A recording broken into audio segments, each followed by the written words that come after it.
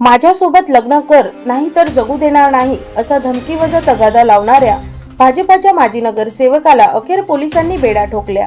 नृत्यांगना दीपाली गोकुळ पाटील वय 35 हिने लग्नाचा प्रस्ताव ठोकरल्याच्या रागातून सतत छळ व मानसिक त्रास दिल्याचा ठपका ठेवत तिच्या आईने थेट संदीप सुरेश गायकवाड माजी नगरसेवक भाजप यांच्यावर आत्महत्येस प्रवृत्त केल्याचा गंभीर गुन्हा दाखल केला। शुक्रवारी संदीप गायकवाडला जामखेड पोलिसांनी अटक केली असून कर्जत जामखेड मतदारसंघात या प्रकरणाने प्रचंड खळबळ माजली आहे।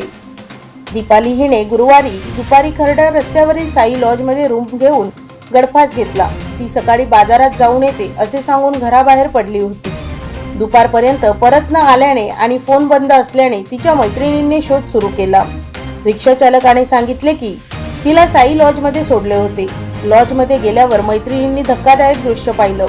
दीपालीने आत्महत्या केली होती। मयत दीपालीच्या आई दुर्गा अरुण गायकवाड वय 50 राहणार कल्याण यांनी दिलेल्या फिर्यादीत म्हटले आहे की संदीप गायकवाड हा माझ्या मुलीला सतत फोन करून मेसेज करून आणि भेटून माझ्यासोबत लग्न कर असा तगादा लावत होता। मुलीने स्पष्ट नकार दिल्यावर त्याने तिला सतत मानसिक छळ सुरू केला। तुझं आयुष्य उद्ध्वस्त करून टाकीन अशा धमक्या देत होता। या प्रचंड त्रासाला कंटाळून माझ्या मुलीने आत्महत्या केली। संदीप गायकवाड हा भाजपाचा माजी नगरसेवक असून सध्या त्याची पत्नी लता गायकवाड या भाजपाच्या तिकिटावर नगर परिषद निवडणूक लढवत आहे। निकाल 21 डिसेंबरला लागणार आहे। मात्र पतीच्या या कृत्यामुळे भाजपाची मोठी अडचण झाली आहे।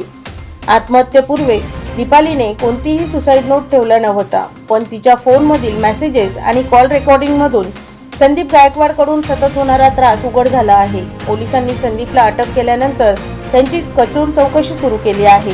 एक होतकरू नृत्यांगनेचे आयुष्य संपवणाऱ्या या माजी नगरसेवकाला आता कायद्याची मोठी किंमत मोजावी लागणार आहे।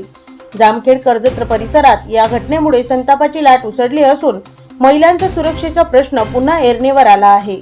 मी प्राजक्ता